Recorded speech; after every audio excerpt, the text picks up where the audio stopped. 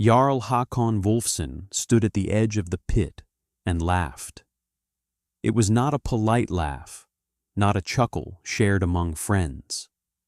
It was a full, open laugh that carried across the meadow and reached the ears of every man and woman who had come to see what the widow Gudrun was building behind her dead husband's farm. "A grave," he said, still laughing, wiping his eyes with the back of his hand. "She is digging her own grave. Look at it. 6 feet deep, walls of dirt, no roof, no floor. The woman has lost her mind." The men around him laughed too, because when Jarl Hakon laughed, you laughed with him. That was how things worked in Klippeby, the small farming settlement that clung to the western coast of Norway, where the mountains met the sea and the wind never truly stopped. "Perhaps she plans to bury herself before winter does it for her," said Torkel, the Jarl's cousin, a thick-necked man who found cruelty amusing when it was directed at someone who could not strike back. "She would save us the trouble of digging the frozen ground in February," Hakon agreed. He looked down into the rectangular pit that Gudrun had carved into the meadow behind her farmhouse. It was 30 feet long, 14 feet wide, and already 5 feet deep, the walls of packed clay and earth standing straight and clean. "I give her until Yule. Then the land reverts, the sheep go to auction, and I take the timber rights for what she owes me." He turned his horse and rode back toward Klippeby, his men following, their laughter trailing behind them like smoke. Gudrun Eriksdottir did not look up from her digging. She had heard every word. She always heard every word, because Jarl Hakon was not a man who troubled himself to speak quietly when he was certain he was right. She drove her shovel into the clay, lifted, threw, drove again. The rhythm of the work was her answer. The pit was her argument. And when winter came, the earth itself would have the final word. Tell us in the comments where you are watching from today. Whether you are sheltered from the wind or standing right in its path, these stories of preparation and perseverance belong to everyone. And if you have not already, subscribe to see what happens when the storm that everyone dismissed arrives exactly on schedule. Gudrun's husband, Eirik Thorvaldsson, had been dead for 3 months. He had died in June, killed when the roof beam of the new barn he was building slipped its support and crushed him where he stood. He had been 34 years old, strong as an ox, careful in his work, and dead before anyone could reach him. They had been married for 7 years. 7 years of clearing land, building fences, raising sheep, turning 60 acres of coastal grassland into a farm that might someday support a family large enough to work it properly. They had no children. The pregnancies had come and gone, 3 of them, each one ending in silence and grief and the quiet determination to try again. Now there would be no again. Gudrun was 29 years old, alone on a farm that required 2 people to run, with 40 sheep that needed feeding, a half-built barn that would never be finished, and a winter approaching that would test every resource she had. The numbers were straightforward and brutal. She needed 25 cords of firewood to heat the farmhouse through a Norwegian coastal winter. She could cut perhaps 5 cords herself before the first snow, working alone with an axe designed for hands larger than hers. The rest she would need to buy at 3 silver pieces a cord, money she did not have and could not earn fast enough. She needed 500 pounds of hay to feed the sheep through the months when the grass was buried under snow. She had perhaps 300 pounds stored, with no way to cut more before the meadows froze. She needed the farmhouse itself to hold together, but the chinking between the logs was failing, the wind finding new gaps every week, and the repairs required a man on a ladder, a man she no longer had. She was sitting on the front step of the farmhouse, staring at these numbers scratched onto a piece of birch bark, when old Bergliot appeared on the path. Bergliot Svensdottir was 71 years old, a Swedish woman who had come to Norway as a young bride 50 years ago and had outlived 2 husbands, 4 children, and every prediction that anyone had ever made about her future. She was small and bent, her silver hair pulled back in a braid so tight it seemed to stretch the skin of her forehead, and her eyes were the pale blue of glacier ice, clear and sharp and missing nothing. She carried a basket with bread and smoked fish and a jar of lingonberry preserve. She set it on the step beside Gudrun and sat down without being invited. "You are doing the arithmetic," she said, nodding at the birch bark. "The arithmetic is not favorable. It never is, for a widow in her first winter. The question is whether you will let the arithmetic win, or whether you will change the problem." Gudrun looked at her. "How do you change the problem of not having enough firewood?" "You stop needing so much firewood." Bergliot took a piece of bread from her basket and broke it in half, handing one piece to Gudrun. "In Sweden, when I was a girl, my grandmother lived in a house that was half underground. The walls were earth, packed tight, 4 feet thick on every side. The roof was turf with living grass growing on it. She burned 5 cords of wood in a winter when her neighbors burned 20. Because the earth kept the heat in? Because the earth kept everything in. Heat, warmth, dryness. The earth does not care about wind. The earth does not care about snow. The earth is 50 degrees, always, everywhere, winter and summer. If you build inside the earth instead of on top of it, you start at 50 degrees instead of starting at 0 and trying to fight your way up." Gudrun stared at the old woman. "You are telling me to bury my house. I am telling you to build a new one, underground, or mostly underground, deep enough that the earth holds you, wide enough to hold your sheep as well, because their bodies will give heat, and heat is what you cannot afford to waste. That would take months of digging. You have 4 months before the deep cold comes, and you have 2 hands, a shovel, and a reason to dig that is stronger than any reason not to." Bergliot stayed for 3 days. She did not dig. Her hands were knotted with age and decades of labor that had long since used up whatever flexibility they once had. But she walked the property with Gudrun, studying the lay of the land with eyes that saw what others missed. She found the spot on the 2nd day, a gentle south-facing slope behind the farmhouse, where the ground was soft clay over a bed of gravel. The clay would hold its shape when carved. The gravel beneath would drain water away from the floor. The south-facing angle meant the low winter sun would shine directly into the entrance, providing light and a small amount of solar warmth during the shortest days. "Here," she said, pressing her walking stick into the earth. "Dig here, 30 feet long, 14 wide, 8 deep. Line the walls with timber from the barn your husband was building. He cut the beams already, yes? He cut 40 beams before he died. Then he built your house without knowing it. Use his timber. Shore the walls so they hold. Build the roof from beams and turf, layered thick with living sod on top. By December, the grass will have grown over it. From above, it will look like a meadow. From inside, it will be the warmest place in Klippaby. Stay with me because what old Bergliot taught her is the reason Gudrun had 40 people living underground for 12 days, while every longhouse in the settlement was buried under 8 feet of snow, and the temperature never rose above 30 below.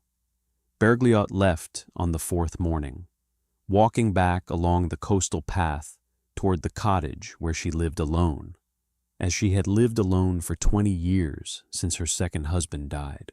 "My grandmother taught me," she said as she left. "I taught you. Now you teach the others when the time comes. That is how the knowledge survives." What if the time never comes? The time always comes.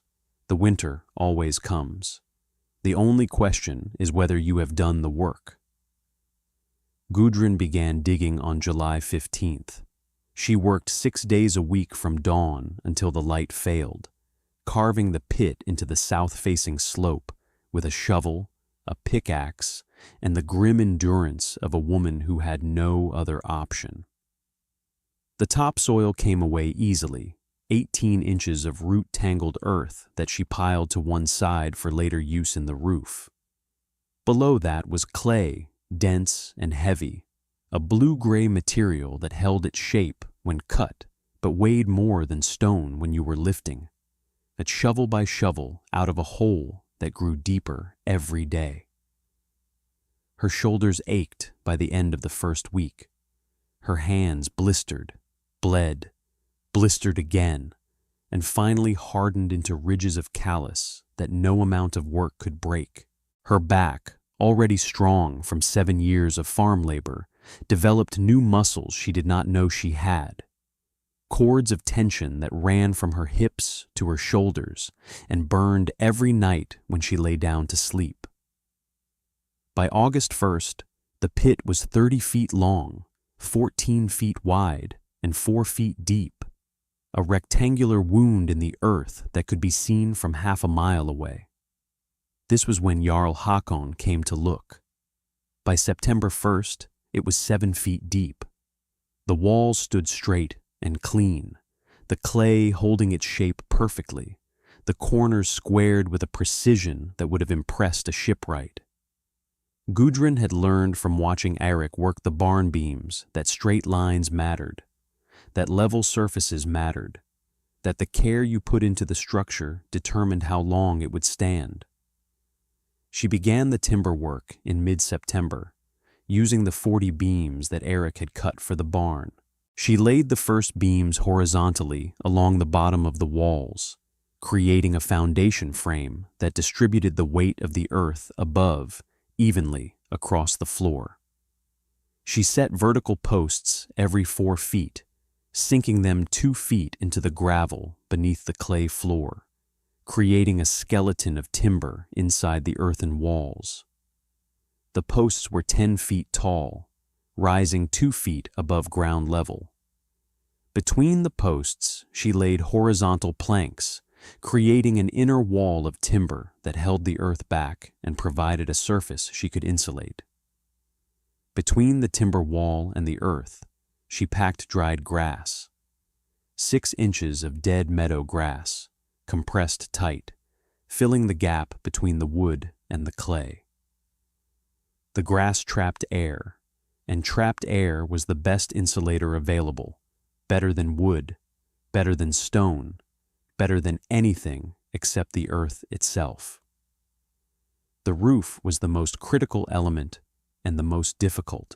She laid the heaviest beams across the top of the walls, spanning the 14-foot width, each beam resting on the vertical posts and supported at the center by a ridge beam that ran the full 30-foot length of the structure.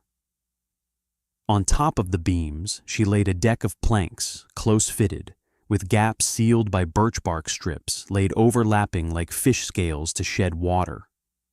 On top of the planks, she laid 12 inches of turf, cut from the meadow in blocks 18 inches square and 6 inches thick.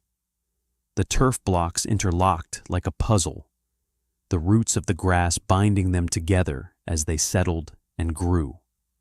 On top of the turf, she spread the topsoil she had saved from the original excavation, and on top of that, she scattered grass seed that would sprout in the spring and complete the camouflage. From above, by late October, the structure was invisible.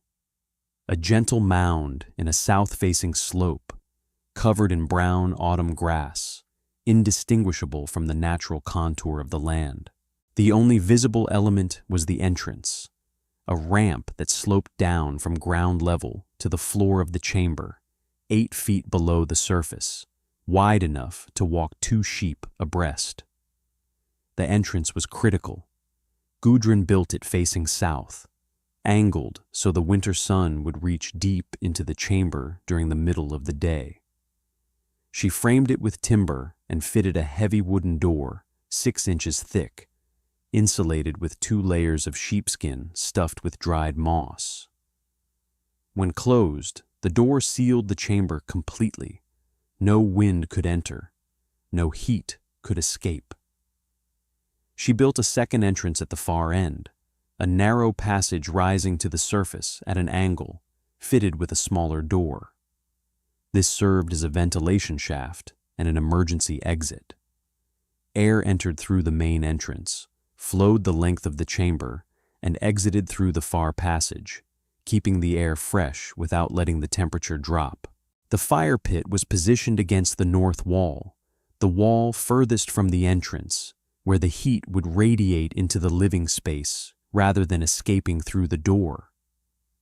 She lined the pit with stones from the creek, dense, dark river cobbles that absorbed heat and released it slowly.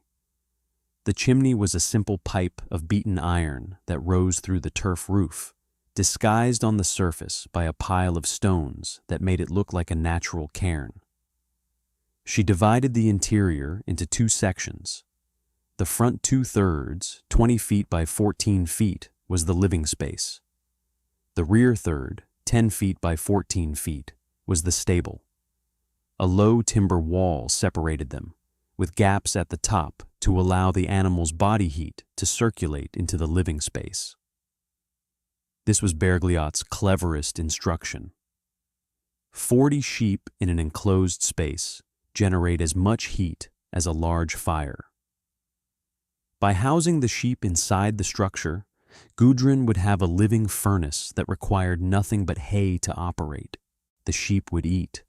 Their bodies would convert the food to warmth, and the warmth would flow over the low wall into the living space, adding 10 to 15 degrees of free heat to the chamber's already stable 50-degree base temperature. By November 1st, the structure was complete.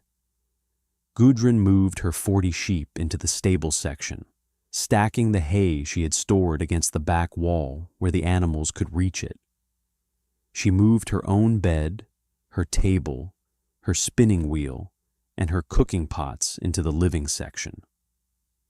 She stacked 8 cords of firewood along the walls, far less than the 25 she would have needed for the farmhouse above, but more than enough for a chamber that started at 50 degrees and gained another 15 from the sheep. She stocked the shelves with 300 pounds of dried fish, 6 sacks of barley, 100 pounds of salted mutton from 2 sheep she had slaughtered in October, 40 pounds of dried berries, and 4 crocks of rendered fat. Not luxury, but enough. From outside, there was nothing to see. No woodpile, no smoke during the day, no sign that anyone lived on the property at all. The farmhouse stood empty, its door latched, its hearth cold. The meadow behind it was smooth and quiet, the turf-covered mound indistinguishable from the natural landscape. Jarl Håkon rode past in November and saw the empty farmhouse. He rode past in December and saw the same. No smoke, no footprints, no sign of life. She left, he told Torkel at the midwinter feast. Fled south, most likely, probably begging for scraps in Bergen by now. The land is mine come spring. He raised his cup and drank, the firelight catching the silver rings on his fingers, the warmth of his great hall making him certain that the world worked exactly the way he believed it did. But Gudrun had not left. She was 30 feet from her empty farmhouse, 8 feet below the meadow, sitting beside a fire that burned 3 logs a day while her sheep breathed warmth into the chamber and the earth held everything steady at 62 degrees.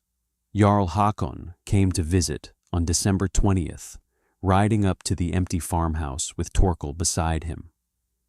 He dismounted and walked around the property, checking windows, testing the door, looking for any sign that the widow was still alive. He found nothing.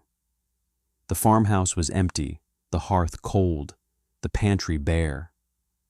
The barn stood half-finished, Eric's timber beams stacked neatly where they would never be used.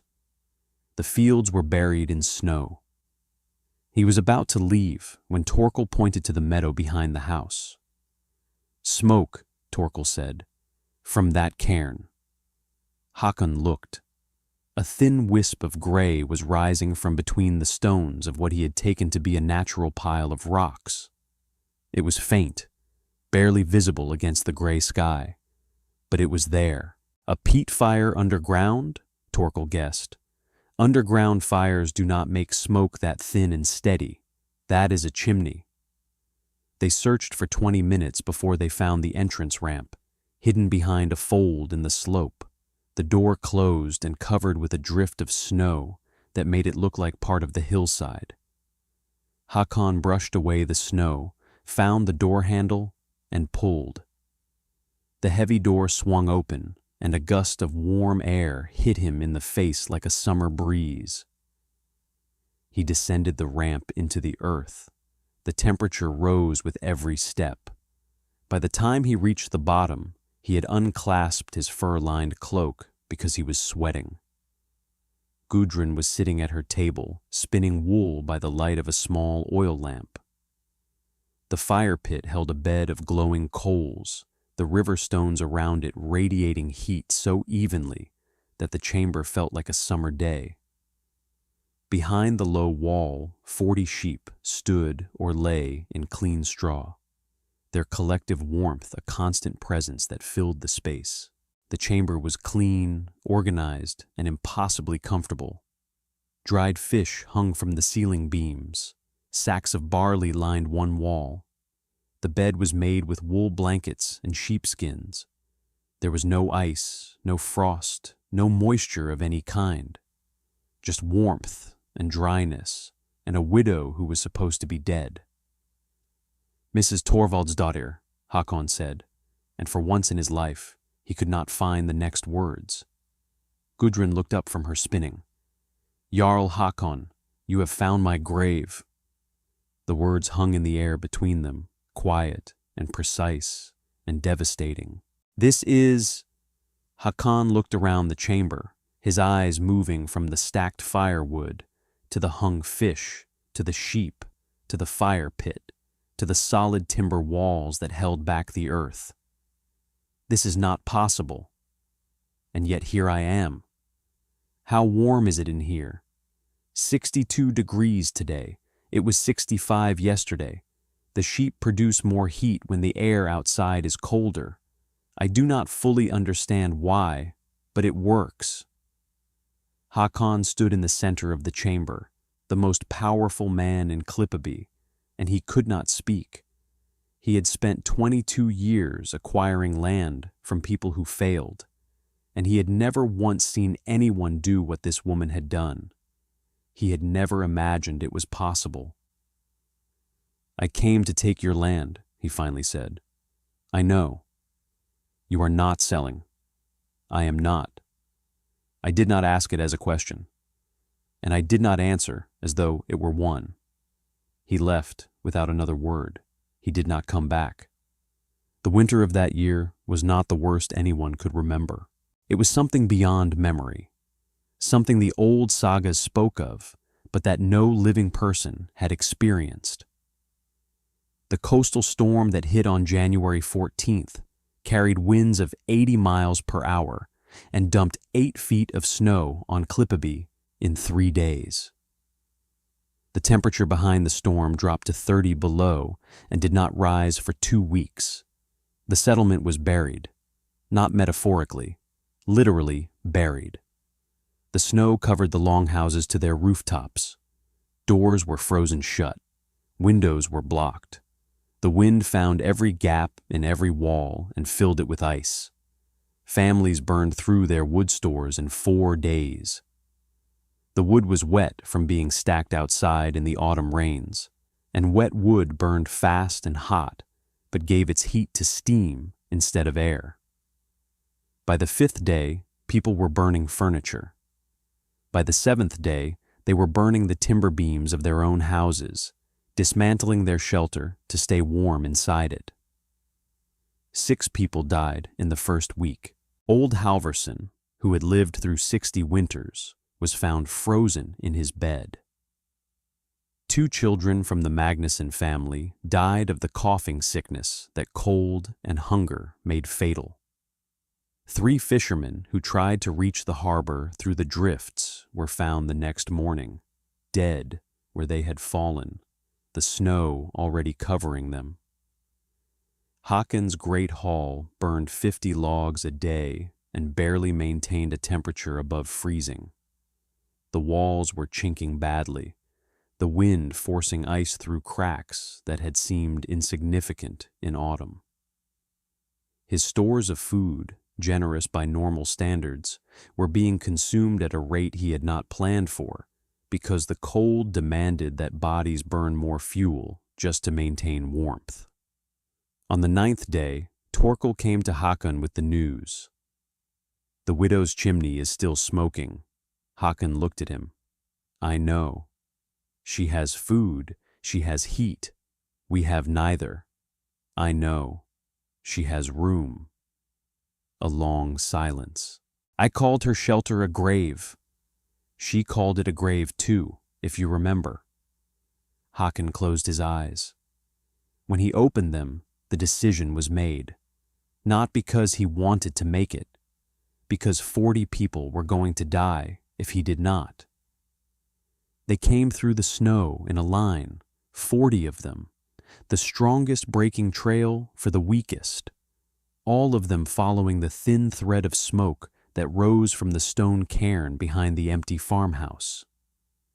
They found the entrance ramp, now half buried in a drift, and they dug their way down to the door.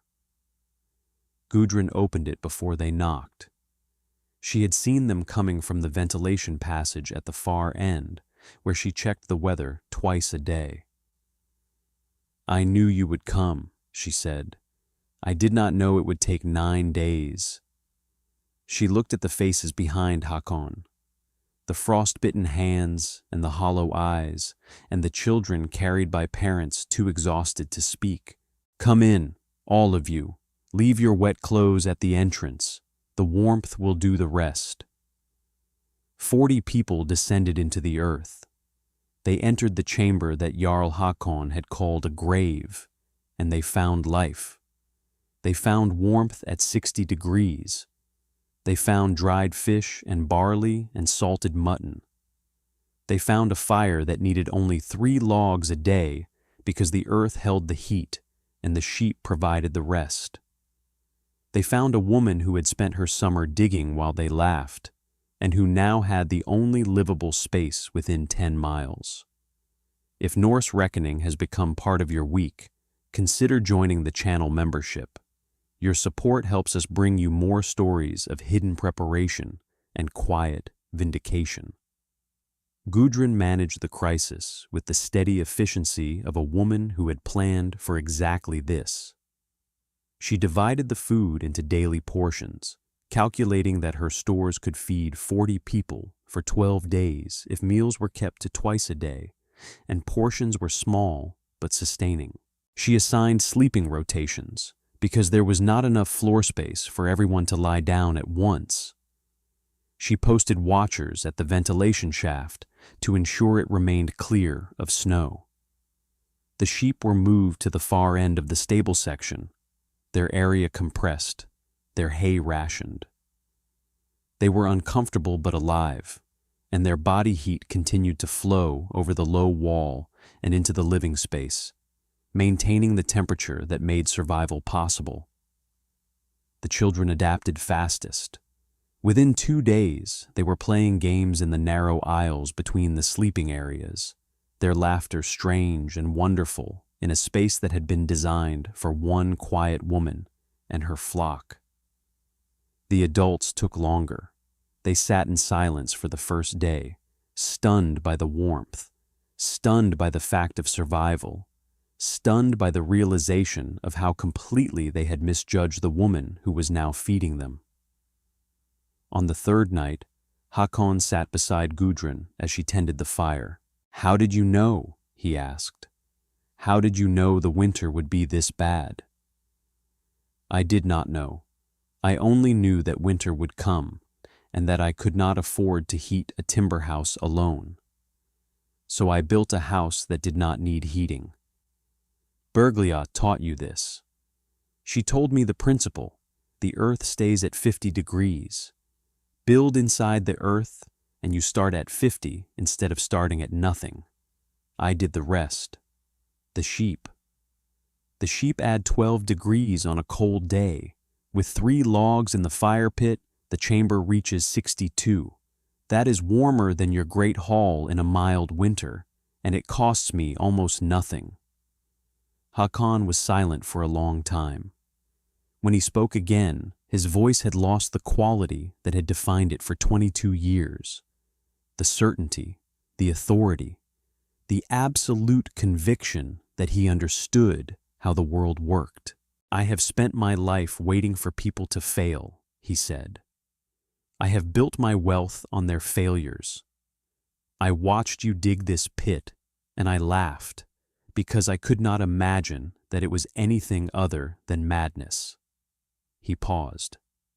"I was the madman, building a wooden box on top of the earth and burning half the forest to keep it warm. You built inside the earth, and the earth kept you warm for free." "Not for free," Gudrun said. "For 4 months of digging, which is cheaper than 25 cords of wood. Considerably." The storm broke on the 12th day. The wind died, the snow stopped, and a pale winter sun appeared for the first time in 2 weeks. The 40 survivors emerged from the underground chamber into a world of white silence, blinking in the light, their breath fogging in air that felt impossibly cold after the steady warmth below. Of Klippaby's 70 residents, 11 had died during the storm. Of the 40 who sheltered in Gudrun's chamber, none had died. Not one. They were thin and tired and grateful and changed.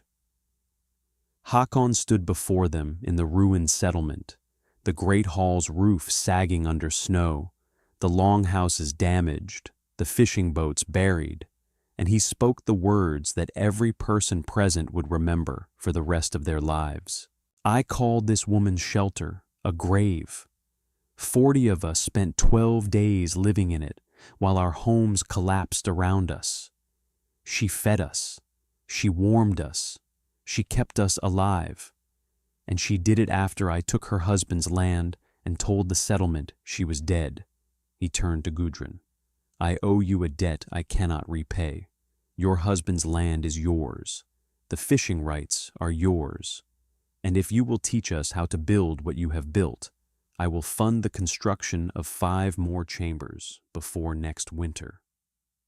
Gudrun stood before the survivors, her wool dress patched and faded, her hands rough from 4 months of digging, her face holding the particular expression of a woman who had been underestimated and had said nothing and had let the earth speak for her. "My husband cut the timber for this shelter before he died," she said. "Old Bergliot taught me the principle before she went home to Sweden. The earth did the rest. It is not complicated. It just takes work, and the willingness to build something that people will laugh at, because you know that what matters is not how it looks, but whether it holds." Thank you for watching this story about Gudrun Eriksdotter and the turf pit they called a grave. If it reminded you of the importance of preparation, share it with someone who needs to hear it. Subscribe to Norse Reckoning for more stories of those who built when others laughed and survived when others could not. Old Bergliot did not return in the spring. Word came from Sweden in May that she had died peacefully in the cottage of her niece, surrounded by family, her last words a reminder to check the ventilation shaft before sealing the root cellar for winter. Gudrun carved the old woman's name into the ridge beam of the underground chamber, next to a simple phrase in the Old Swedish that Bergliot had spoken. Jorden min sommaren. The earth remembers summer. Gudrun taught others. She supervised the construction of 6 underground chambers in Klippeby before the following winter, each one designed to the same principles. South-facing entrance, timber-shored walls, turf roof with living sod, fire pit with thermal mass stones, stable section for livestock, ventilation shaft at the far end. She corrected mistakes, improved designs, added innovations of her own, including a drainage channel cut into the gravel floor that carried any seeping water away from the living space and out through a pipe at the base of the entrance ramp. She remarried in the 3rd year. His name was Leif Bjornsson, a carpenter from a settlement 20 miles up the coast who had heard the story of the widow's grave and come to see it for himself. He stayed because the woman who had built it was unlike anyone he had ever met, and because the underground chamber was the most intelligently designed structure he had ever seen. Together, they expanded the chamber, adding a second living section, a workshop, and a dedicated food storage room, dug even deeper than the main floor, where the temperature stayed at a constant 48 degrees year-round, cool enough to preserve meat and dairy for months. They raised 4 children underground. All of them grew up knowing that the earth was not something to fight, but something to work with. All of them dug their own chambers when they came of age, continuing the tradition that old Bergliot had started and that Gudrun had made real. Jarl Hakon Wolfson lived another 18 years. He never again laughed at anyone's preparations. He funded the construction of underground shelters throughout his territory, not from generosity, but from the hard-won understanding that a settlement full of survivors was more valuable than a settlement full of graves. His reputation shifted over the decades from a man who profited from failure to a man who invested in survival, though those who remembered the early days knew which one had come first. He never successfully acquired Gudrun's land.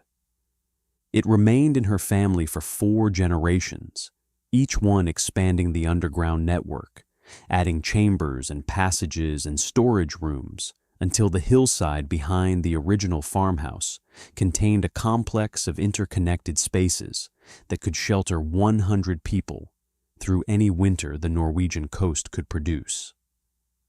The phrase Gudrun's grave entered the vocabulary of the Western settlements, meaning any preparation that others ridicule until they need it. When a farmer was mocked for overbuilding, for over-preparing, for spending the summer on work that seemed pointless to his neighbors, the old people would nod and say, "Remember Gudrun's grave. Remember who was laughing and who was warm." Gudrun Eriksdottir Bjornsdottir lived until the winter of her 73rd year. She died in the expanded chamber she had first dug as a desperate widow of 29, the same earth holding her in death that had held her in life. They buried her on the slope above the entrance, in a spot where the spring sun hit the grass full and warm, beside the husband who had cut the timber and never known what it would build. Her gravestone was simple. Her children wanted something grand, something that told the full story of the grave that was not a grave. But Gudrun had been specific in her instructions. "The earth remembers summer," it read, and so did she. Some stories end with the hero standing over the defeated villain. This one ends with something deeper. A woman who dug a hole and filled it with warmth and food, and the quiet knowledge that the world above would eventually need what she had built below. Who let them call it a grave and smiled, because she knew that what they were looking at was the only thing that would keep them alive. What is the shelter that everyone thinks you do not have? And where have you buried your preparation?